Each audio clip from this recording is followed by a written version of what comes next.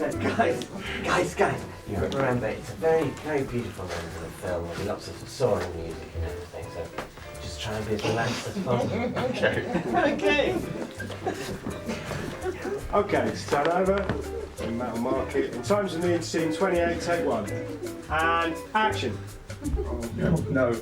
Now we know. Now we know.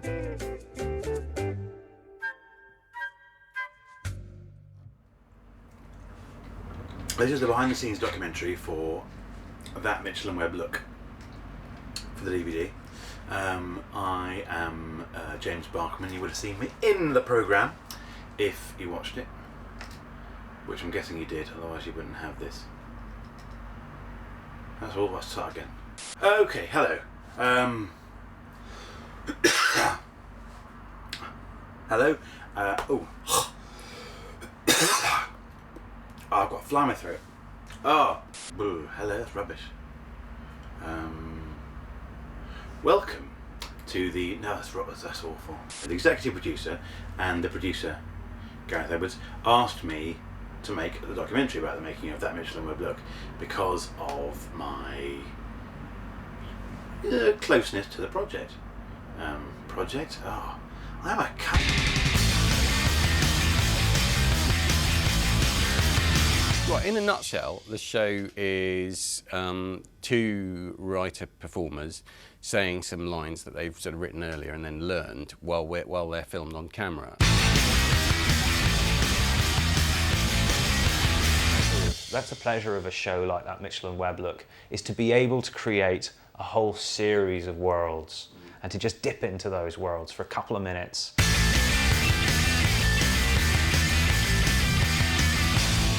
Gareth's been great because we worked with him on. Well, he was actually the first person who, when we were doing an Edinburgh show, when he was working at LWT, put a card in our pigeonhole, and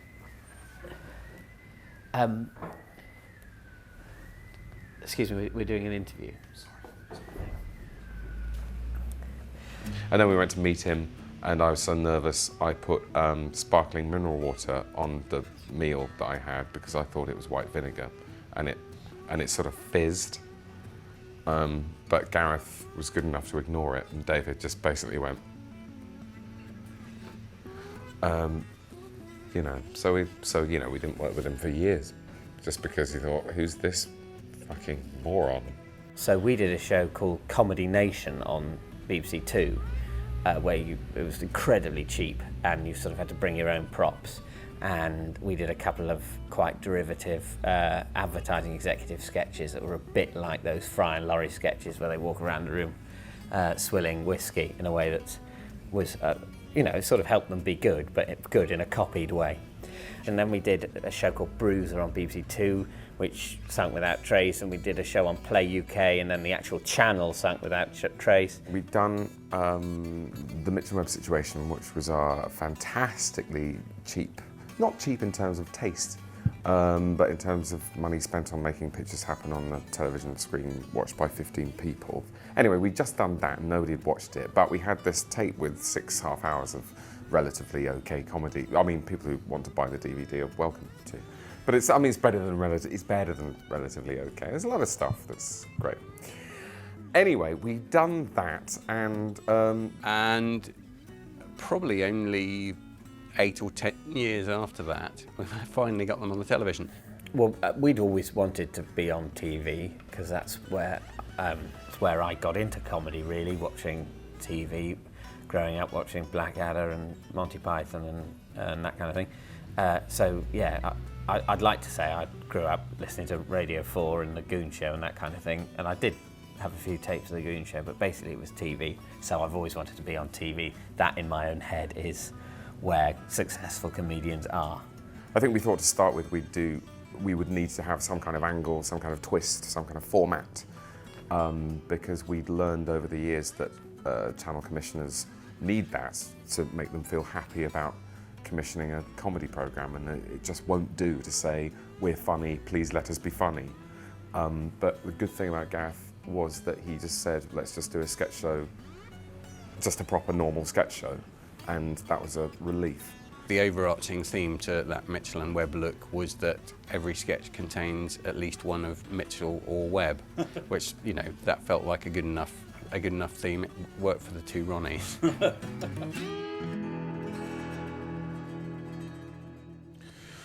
Well, we've got other writers on the show because we just don't want it all to be.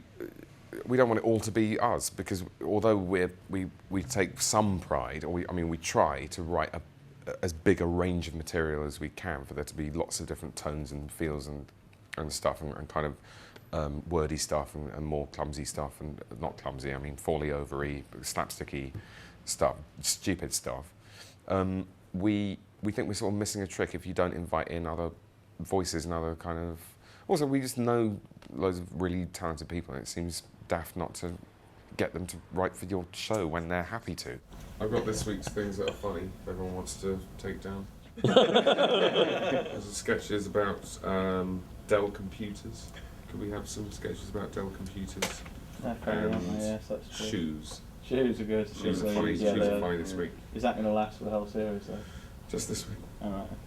Basically, I think the way we approached doing the TV show was to write a load of new stuff just for TV, put it into a pot with all the radio stuff that we still liked, and then see what came up to the top. This is a world in which the pot is contains sketches and funnier things float. But you could equally do it where funnier things go to the bottom, and then we sort of drain out the denser, funny silt, leaving the unfunny, liquidy surface. But I don't mind which metaphor we go for. But anyway, we put them all together and then just chose the funniest stuff. I've got a vague thought that's not at all charactery. Okay. But just it's Maybe it'll turn into a character idea. the idea of sort of headline writers who write. Who essentially come up with their punning headline before they, without any relation to news. So it's there ready in case a certain news thing happens. So something like stand and deliver would be if there's ever a time when postmen in a certain area start using those machines with wheels that you stand up in and move around. That would be David Mitchell and Robert Webb.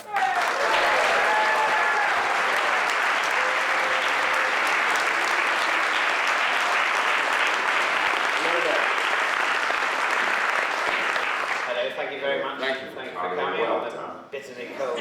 You came out. You didn't have to. That's not for the programme. We hope the programme will be made with care. That's for the DVD. Something that we do on this show, which doesn't happen on all shows, but I felt it was a good idea to try out pretty much all of the material we have in front of in front of an audience before we filmed it. We've written some of the material for the series, not all of it, and Some of it's a little bit better than others. You have to guess which. yeah. And also, obviously, these are sketches that were written for television. So when people read out the stage direction with the thing that might be visually funny, listen, and if you think it is, even though obviously it won't actually have been, try and laugh. Like, imagine if somebody read to you, Del Boy leans to where he thinks the power falls down. I think we're all agreed that is visually funny, so yeah. Rob and David, they're wonderful wordsmiths. They've got great delight in wordplay. Well, it's a massive scandal, probably the biggest government corruption story since Watergate. Yes, and you think. Sorry? Well, I was just saying that the confidence in the American government has been undermined to this extent since, well, you really have to go all the way back to the Watergate gate. Watergate? Isn't it? This is Watergate, isn't it? That would mean it was about water. Doesn't the term gate meaning a scandal come from Watergate? What? Take the last four letters of a previous scandal or hotel and stick it on the end of the Deciding what sketches get filmed and what don't, we all had a vote. We basically said how many. We basically said 1 to 4 stars. Or was it 1 to 5? So David Kerr, David Mitchell, Rob, and I would each be allowed to give something, points out of 5, and then we'd add them up. The sketches that we all gave 5s to were shoe-ins. There was no question. They were going to be shot. They were going to be made. The ones that were 1s and 2s were pretty quickly dispensed with. And the huge cumbersome juggernaut that is a TV production begins picking up speed until we go off on location to film it. There's tea, coffee. There's tea. Tea's still got tea bags in, so you might want to dunk tea bags in. Yeah, tea. You got any water? Oh, there's a machine. Here's some coffees there. Anyone else having Bob? Coffee? Coffee? Sorry. Next week, coffee. Another tea.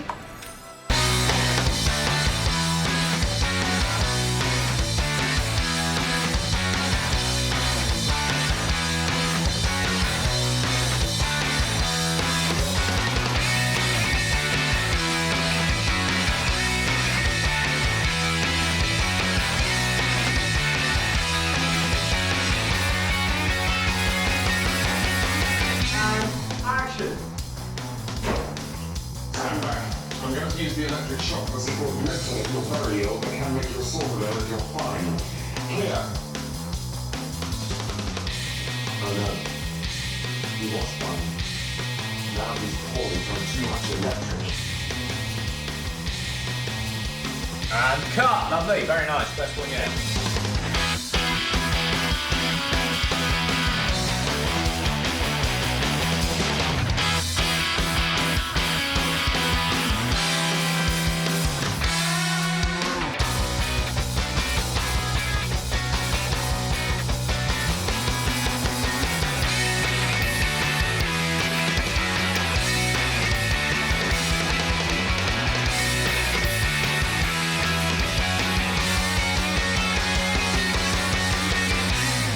I enjoy location shooting because it's very hard work and long days and everything, but it's a total focus of your existence for a few weeks, and that in its own way is kind of fun and almost relaxing, and get up at the crack of dawn, but when you arrive you get a nice fry up, and you get to know the crew very well, and and every day you're somewhere different, and sometimes it pisses down, sometimes it's really sunny, and it's sort of like a weird adventure holiday with comedy. Inside action and cut, you're sort of doing it, but nobody's laughing. And then the rest of the time, you're eating sandwiches and hanging around and worrying that you don't know your lines properly. We had a great team working on this show. A lot of comedy veterans. That makes them sound really old, but they're just people who've worked on terrific comedy before. Jim Imber, my first AD. I've worked with Jim on loads of things in the past, and Jim's worked on things like Spaced and Black Books. He's done loads of comedy. Rob Kitzman, who shot League of Gentlemen and the first series of Little Britain, he was our DOP. Wonderful, creative, very quick.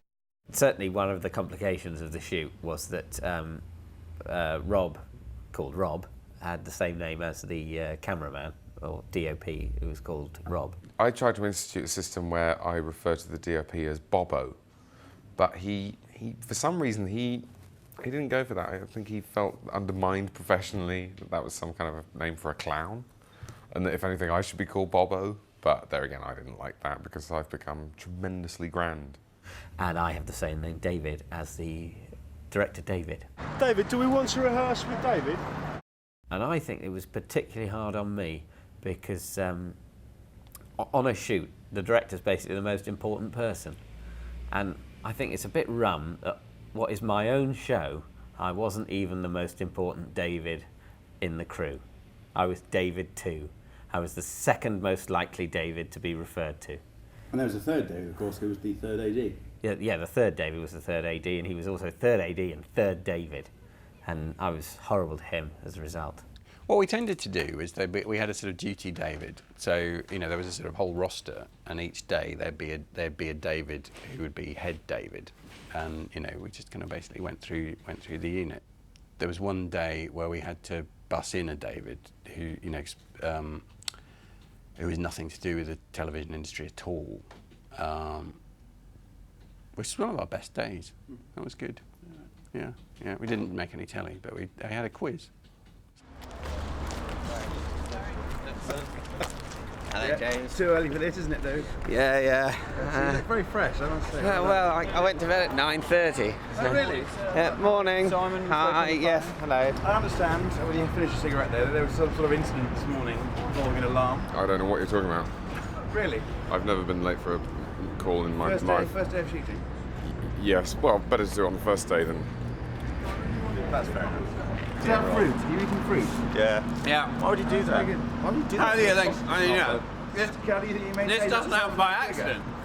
Well, I mean, the other members of the cast are just these people we know who never really fulfilled their potential, or were starting to look like they were never going to fulfill their potential. I mean, you know, you, James, and Mark, and oh God, Olivia. You know, I mean, oh yeah, so Green Wing and kind of The Office, and you know, all these bits and bobs. But it's not what she really wanted to do. What she really wanted to do was to say the least funny line in every sketch that she appears in.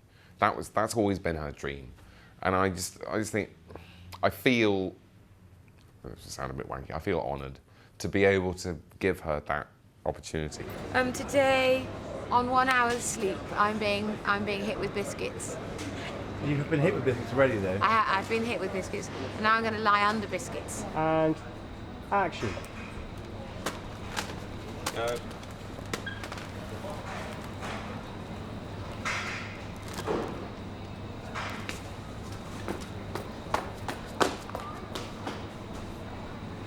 And cut. Embo. Hi. I probably Embo. kicked the hand a bit early, didn't I?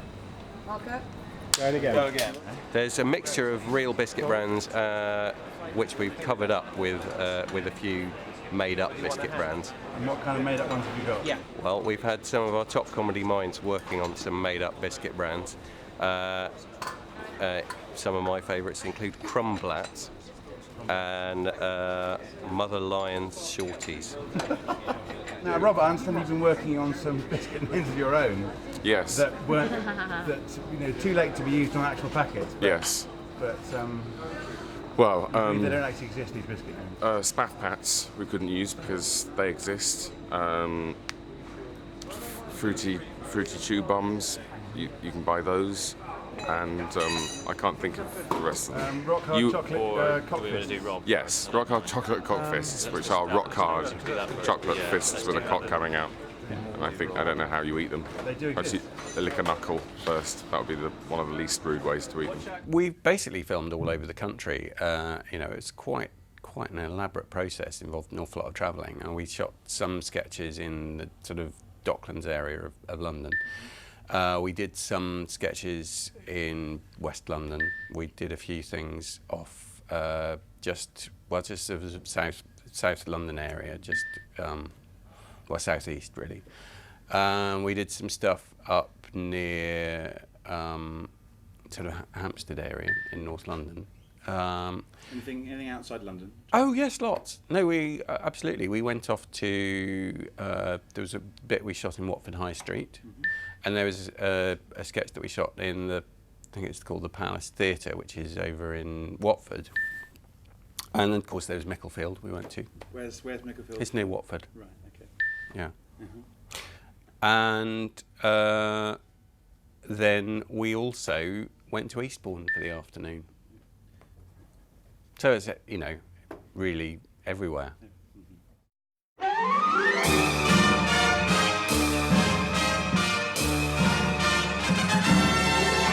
Yeah, that's good. That's great, John. Lots of passion. That's it, Gary. Yeah. Try and mind that shadow. Roll around a bit, maybe. Yeah. Oh, bingo! Can you please do it without the honking? You know perfectly well, without the honking, nothing happens.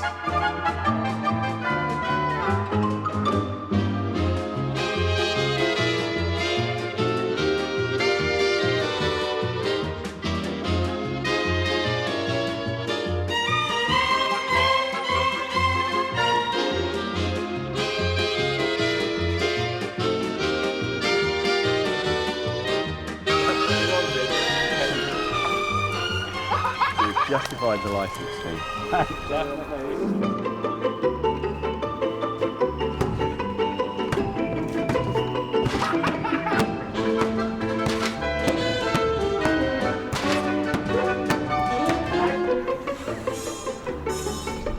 James, you look very funny.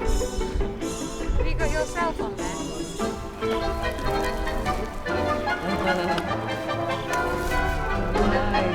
Water. It's deliberate water.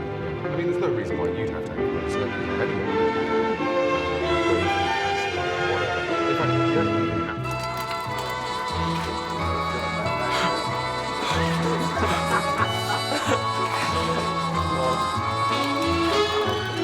That looks really like shit. It's meant to be henna, which I think henna is, does look really a like bit like shit. shit. Yeah.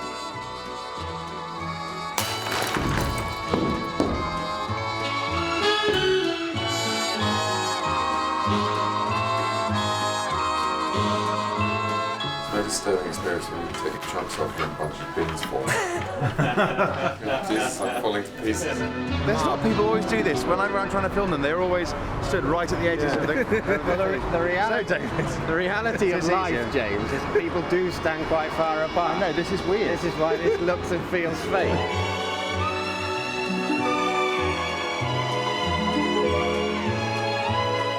Can I have some tissues?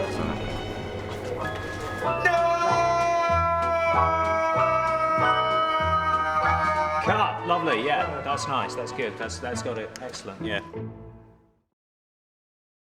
Well, I think the thing is, if you're making a comedy programme, you know, a bit of fear really jollies things along. You know, fear, resentment, jealousy. I think petty jealousy is a very good motivator. And if you can, I mean, quite often what I like to do was sneer at some of the, you know, if ever, for example, if ever David comes up with an idea, I'd sort of sneer. And then if Rob came up with an idea, I'd laugh and laugh and then fall on the floor and go, that's fantastic. I love everything you do. And then, you know, maybe just sort of turn my back on David a bit, trying to kind of edge him out, that sort of thing. And then the next day, I do exactly the opposite. And, you know, maybe buy David a present, you know, write him a little note, like a card, and leave it for him in makeup in the morning, but make sure that Rob knew that I'd done that. And that way, you know, they're always just a little bit on their toes, they're never quite sure where they stand. Sometimes I just absolutely blow a fuse with one of them about something completely arbitrary, and then burst into tears, and then, you know, give them a hug, and I think, you know, by sort of little subtle things like that, you can really bond with people.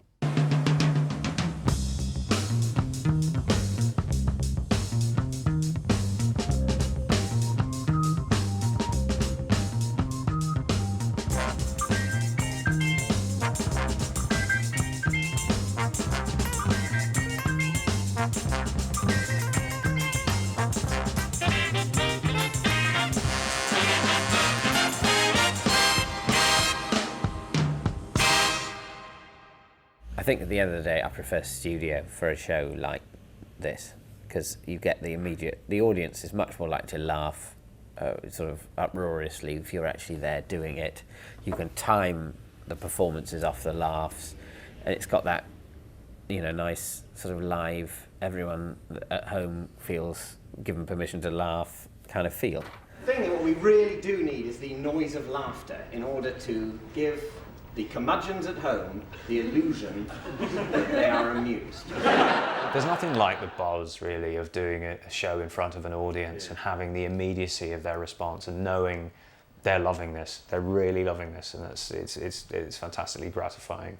We all like that. Performing in front of a live audience is just you know, it's where we all kind of started, and it just feels more normal.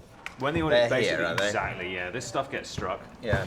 This stuff all gets struck, and seating goes in there, and those are the sets that we use in the evening. So you can see here we've got snooker commentators. Once again, you'll be quite close to the audience, facing them. Not That Doctor and Not That Publisher are basically the same set but just redressed. Fairly simple, kind of across the table sort of scenario. We've got a Juji New Friends Of set. It's reusing the same flattage that we had in the pilot, so the kind of architecture of it is similar. That's Jerusalem or Nazareth or wherever this is all happening in Jerusalem, I guess.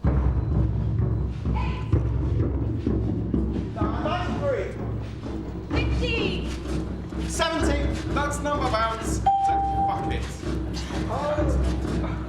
By day, a trampolining number-grabbing man. By night, a national theatre star. I can do everything. Spotlight photos. Doing Peep Show, we find Patterson Joseph, who's just a intimidatingly phenomenal talent. He's just great. I hate him.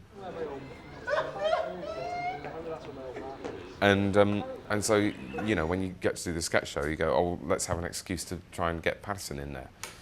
Even though all we've given him is like one of the contestants in Number Wang. That's why I have to shave every day. Because your hair grows so fast.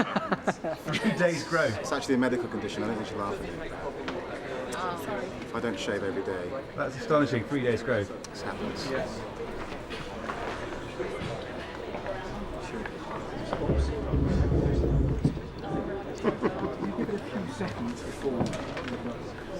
I haven't got a pod.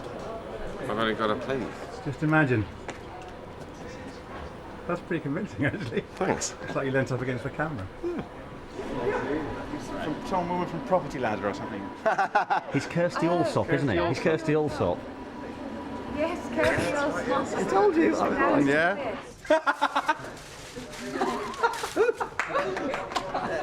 I'm wondering if Sarah is really telling him the whole story about the divorce. Okay, Anthony, I'm just going to stop you there.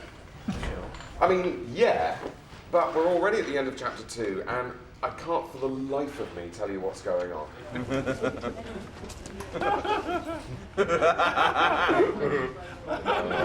Hysteria is dear. It's not even that funny.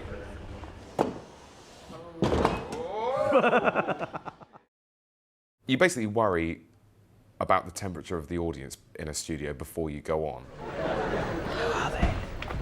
Who are they? How are they? And if the warm-up's doing well, that's great. And if the sketches are going down really well, that's great. But you've also got, you don't have any connection with the warm-up, but you are watching things that you recorded weeks ago for the first time at the same time as the audience. And that's a very peculiar thing to watch just before you go on and do a sketch. So it's weird. But usually they were laughing, so that was all right. But I am sort of aware that while with a radio recording, you're kind of giving people a free show, which is a lovely thing to do. With a TV recording, you're not giving people a free show. You're asking them to freely give of their time and to laugh repeatedly with the same hyena-like intensity at a sketch they've now seen and could actually perform for themselves. He is a sexy young friend of mine. Indeed. He is my sexy young friend.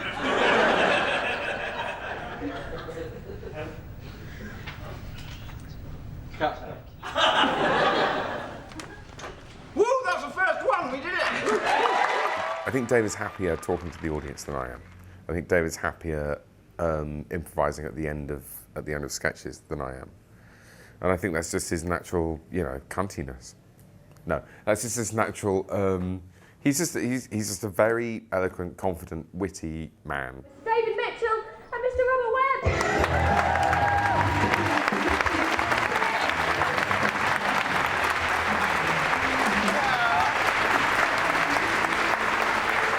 Well, this is a sketch show, hence our hilarious appearances. We're just about to get into makeup and sort of I spoiled it. Costume on. I spoiled doing that.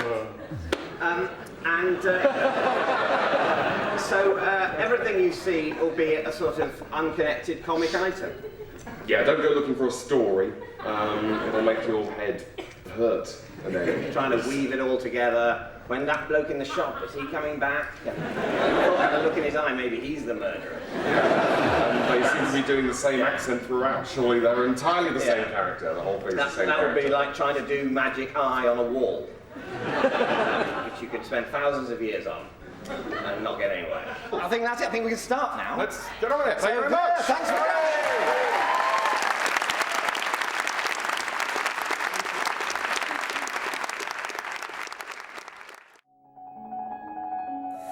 Well, I think we'd like to do it again, and then again, and then so that takes us up to, you know, I'm reaching golfing age by that point. So, Well, I suppose my hopes for the show, pretty straightforward. Fame, 5 million quid, dolls of me that are sick patty, my own range of lagers and colognes, interchangeable. we're not precious about it. We want to do it for as long as it's good, for as long as people will have us. We don't want to do 2 perfect series and then fuck off. That's, you know, people do that and that's great. That's their attitude to it. But I think we'll just want to do a sketch show for as long as it's fun for us and that we think we're doing good work. So a mixture of sort of huge arrogance and grandiose intentions and fear of unemployment and misery. That's sort of how I am. It's very earnest. No, it's good. Well, maybe I am a little bit earnest. I think that this show could do a lot to mend this broken planet that we're on. You know, not just through comedy, but through, you know, reform of the labour laws, and you know, hopefully do something about global warming. That's my aim for this show. I mean, if we're just doing jokes, what the hell are we playing at? Ladies and gentlemen, for the very last time on this series of That Mitchell and Webb Look, that is a wrap!